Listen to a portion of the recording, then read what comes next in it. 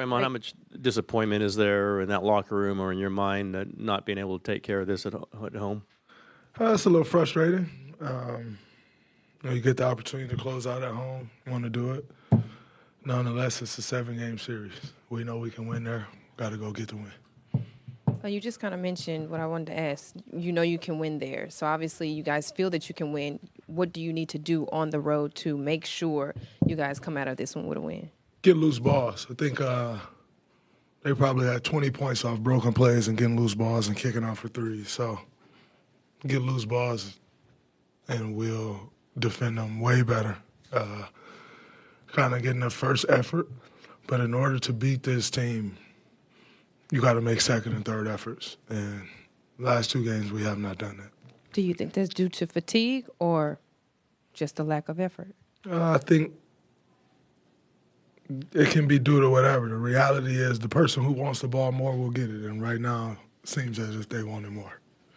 I mean, there were times in this game you could see, you and Potts especially, where you guys looked like you were frustrated with the way things were going. How much of the frustration was based on what you guys were not doing, and how much was it with what they were doing? It's all with what we're not doing,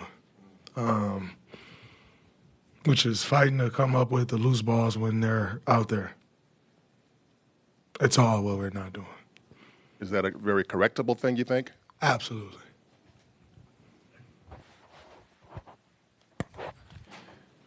Draymond, what you guys have played, I think you played in 5 Game 7s.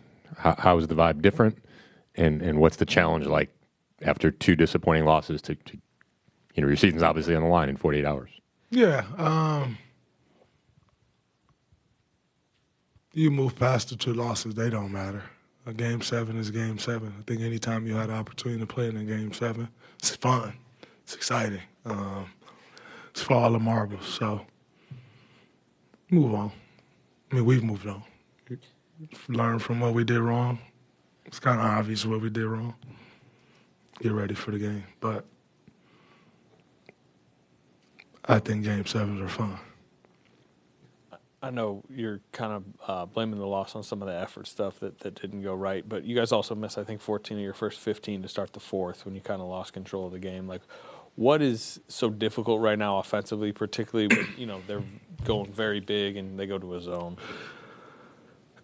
I think it was less about the zone and more about we started off the fourth quarter a 2-point game and we gave up a 4-point play. And it's just like you lose the life. So you got to give them some credit. They're doing a great job defensively. That's who they've been. That's why they're the 2 seed. It's because they have a great defense. But in saying that, we can't give up a 4-point play in a 2-point game off 1 pass ahead.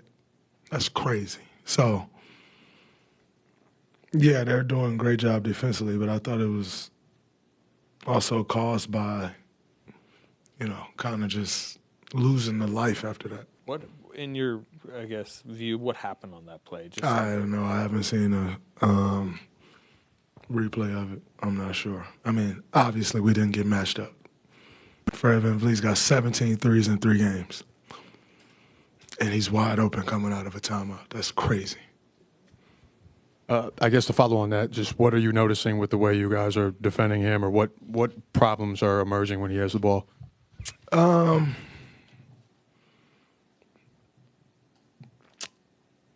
think it's just comfortable. He's comfortable. He's getting to what he wants to get to. Somehow you got to break that up. But he's too comfortable. Draymond, you've been in a lot of big games back here, a lot of big games, Game 7s on the road. What is the difference and what's a key to getting off to a good start? Just got to meet force with force, execute the game plan. Everybody will be excited. There'll be hype in there. They'll be loud. And then the game starts and it's just basketball. So you got to execute your game plan. Stay the course. They're going to make runs. Stay the course, continue to fight, but got to execute. How do you see Steven Adams moving out there and the impact he's having on the game? Like, he had 31 minutes in this game. He's having a great impact. He's doing a great job on the offensive glass. He's doing a great job defensively. I just wish we could get a 3-second call. You know, you stand in the paint, whole possession is hard to box out. He's strong as hell. So, you know, being outweighed by,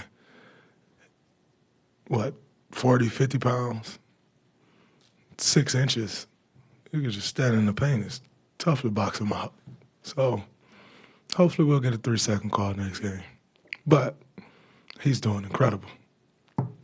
Draymond, obviously, everything has to be on the table for Game 7, and Kerr said that there's a 100% chance he's going to consider playing Jonathan in Game 7. A lot to ask, but do you think that he would be something interesting to see in a Game 7?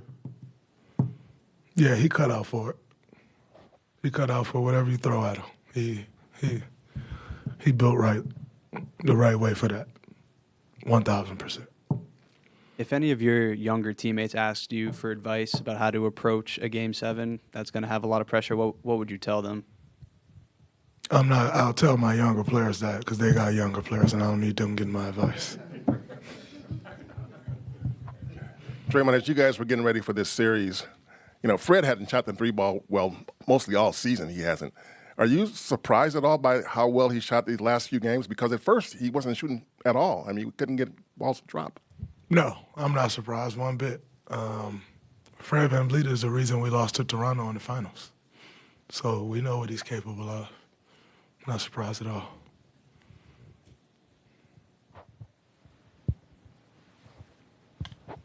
Just ask you about some of the big basketball news today with Gregg Popovich transitioning. Oh, man, that is my guy. I'm sorry to cut you off, but wow. Take it. Coach Pop is incredible. And, none of us knew when that day would come that he'd hang him up. But it sucks to see him go. You love running down the court, seeing him on the sideline. I had the ultimate honor of playing for him and winning a gold medal. And it meant so much to him. He has a military background, obviously, and it just meant so much. And wow, he's one of the most incredible human beings. You get this this wall that everyone sees. You know how everybody say everyone says Steven Adams is a gentle giant. That's Pop. You got this wall that's you ask a dumb question, he's gonna crush you, right? And it just appears as if he's this mean old man. And he is the complete opposite. Complete opposite. The nicest person you ever want to be around. He cares about people so much. And I was lucky enough and honored to have the opportunity to spend a summer with him and play for him. I gave him my shoes from the gold medal game. He wore them to the first game we played them. And every hug since then has meant so much to me. Just to go over to the sideline and hug him. And to see him leave this game from the sideline. Obviously, they say he'll be the president, but that does nothing for me. But to not, it sucked playing against the Spurs this year and look over and not see him there. And to know that I'll never get that opportunity again, I just wish I had one last time to go hug him on the sideline before a game. I know I sound like he's dead. He's not, but he's meant so much to this league, and he means so much to me. His job well done, well-deserved retirement. I hope he enjoys the hell out of it. Clearly, he's not going far because he's going to stay working in basketball, but man, just everything he's meant to this game. And I'm incredibly grateful that I had the opportunity to play for him. Draymond, the last Game 7 you had, Steph scored 50 points. And I'm just wondering how you see him respond to that kind of pressure when probably everyone is looking to him to do something special. We look to him to do something special every night for the last 13 years I've been here. I don't think it's any different.